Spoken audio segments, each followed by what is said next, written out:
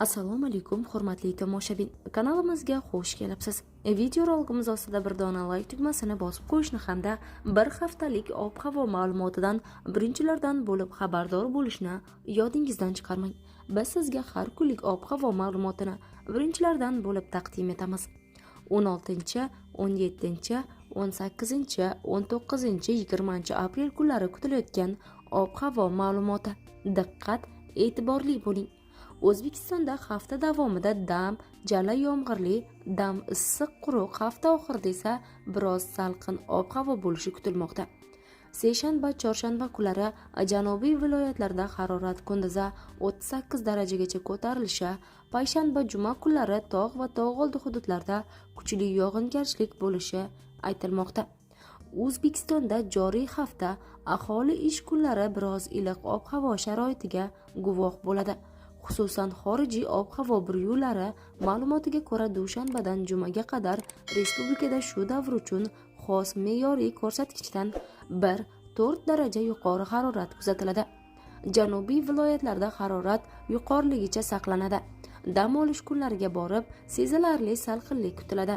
O'zgidromet 15-18 aprel kunlari respublikaning 8 ta viloyatida sel suv toshqin xavfini e'lon qilgan. Aynan asosiy xavf-xatarlar 17 aprel kuni kechki va tungi muddatlarda kuzatilishi mumkin. Mas'ul xizmatlar shu kunlari ushbu xavf tabiiy hodisasi xatarlarini kamaytirishda o'z kuch resurslarini xavf yuzaga kelishi mumkin bo'lgan hududlarga yo'naltirishi, aholini xavf-xatardan barvaqt ogohlantirish tizimlarini kuchaytirishi lozim.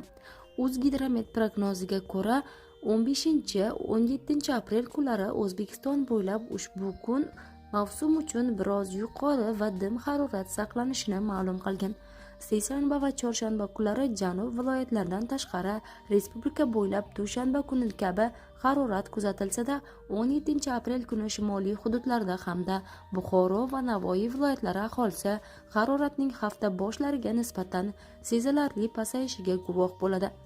Janub viloyatlarida aksincha bo'lib, seshanba va chorshanbada bu viloyatlarda harorat 38 darajagacha ko'tariladi. 16 va 17 aprelda respublikaning tog', shimol, janub va vodiy viloyatlarida kuchli shamollar esishi kutilmoqda. 15 va 16 aprel kunlari kunning eng qizg'in muddatida kuzatilishi mumkin bo'lgan havo harorati prognozi kartada ko'rsatib o'tilgan. 17 aprel kechki va tonggi muddatlarda, ya'ni 12 soatlikda respublikada qancha yog'ingarchilik tushishi keltirilgan. Unda respublikaning tog'li hududlarida, Farg'ona va Andijon viloyatlarida, chegaradosh tumanlarda ayrim sutka davomida umumiy 30 mm gacha yog'in tushib qo'yishi prognoz qilingan. Juma, yakshanba kunlari ham respublikaning katta qismida asta-sekin haroratning oldingi kunlarga nisbatan pasayishi ro'y beradi. Juma kuni respublika janubi va vodiy viloyatlarida kuchli shamollar esishi aytilmoqda. O'zgidrometning boshqa bir axborot hamda Yevropa o'rta va uzoq muddatli ob-havo prognozi markaziga ko'ra 14-20 aprel kunlari davomida respublika janubiy viloyatlarida va tog'li harorati foni shu davr uchun xos iqlimiy me'yordan ancha yuqori, ya'ni biroz issiq, respublikaning katta qismida me'yoriy Xorazm viloyati va Qoraqalpog'iston respublikasida issiq bo'lishi aytilmoqda. Shunday qilib 16-20 aprel kunlari ob-havo bo'yicha eng qulay kunlar dushanba, shanba va yakshanba bo'lib, iqlimiy va kosmik ta'sir o'zgarishlarga moyil ko'pchilik shu kunlarda o'zini nisbatan yengilroq his qilishi kutilmoqda.